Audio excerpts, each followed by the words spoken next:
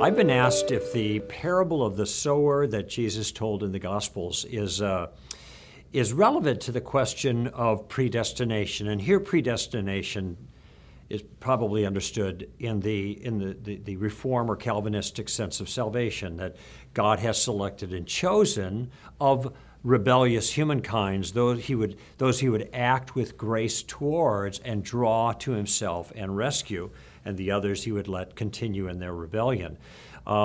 Whether you agree with the doctrine or not is not really the point, but the question is whether this particular parable could be, say, pressed into service for that doctrine. I actually don't think it can be, because if you think about the parable, and this is the one where Jesus said the sower goes out and he scatters the seed, and some seed lands on the road, and some seed lands in the rocky field, and then some in good soil.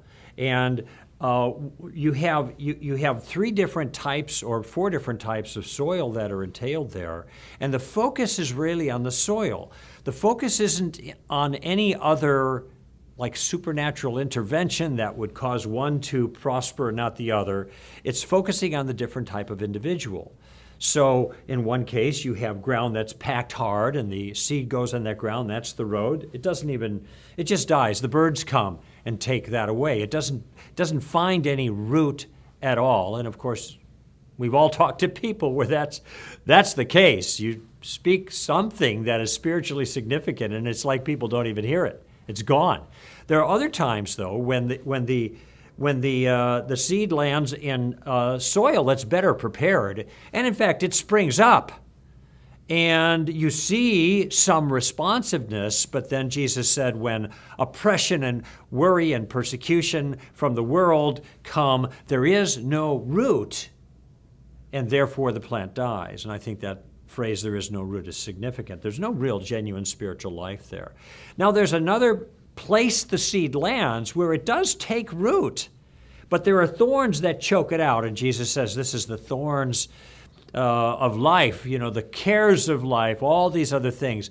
It's interesting, though, he says, so that the plant is not fruitful. And here different people have a different sense. If it's not fruitful, that might mean, though it has a root and the plant's still alive, they are genuinely regenerate. They're born again, they're Christians, however you want to characterize it, but they just don't bear fruit. Others will say there is no such thing as a Christian who doesn't bear fruit, and therefore these are people who look like Christians but actually aren't. The final ground upon which the seed lands produces a plant that is healthy and produces fruit 30, 60, 100-fold. Of course, that's what you're after. That's where I want to be. I think that's where you want to be too. But notice that the entire parable, giving instruction, is really focusing on the ground. It doesn't say anything about the nature of the sun as it works in the plants, which might be analogous to God's elective grace or something. It just does not seem to address that at all. Now, why is the ground the way it is in these different circumstances? It doesn't say that either.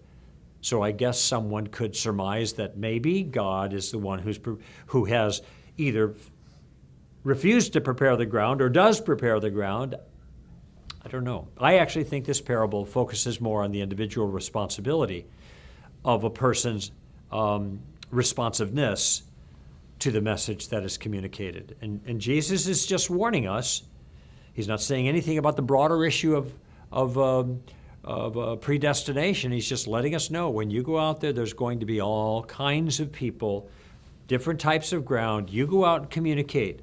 You scatter the seed and let the chips fall, so to speak. That's the lesson I get from it. It's not one about predestination, but it is a pretty good lesson that instructs us about engaging people who don't know the Lord yet.